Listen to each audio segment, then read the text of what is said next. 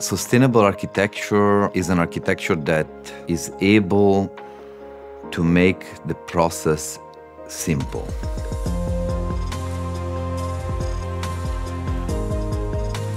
Architecture is one of the most polluting industries in the world, so definitely there's a lot to improve in that sense. There's a kind of sense of responsibility as an architect of what you do that has to carry forward an idea about the future.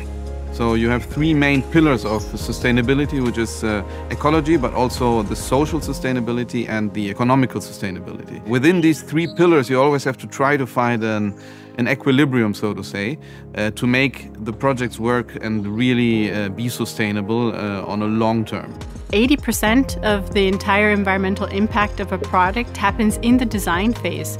It's all about the materials we're selecting, and it's all about how long we can keep those products in use. There is a very strong focus from dormakaba as a manufacturer on the circular economy, meaning from production up until the use of the product and also the end of life. A lot of times, the most sustainable way to build is by doing less. Looking back and find the just sufficient way of solve problems, not the necessarily most complicated. And we have to make sure that we activate as much biological surface as possible. I mean, we need to, I'm talking about green roofs or integrated gardens or unsealing courtyards. I mean, you see this in this project here. The sustainability, it's not only if the building itself is sustainable, it's how it's used. I think every day more and more, a sustainable building will look like a former structure reused. So many of the buildings that we are going to be using in 2050, let's say, are already built.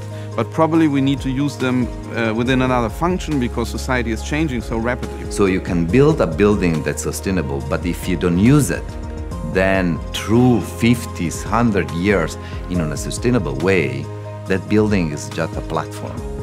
Construction can be improved and needs to be improved in order to provide a more sustainable life for future generations.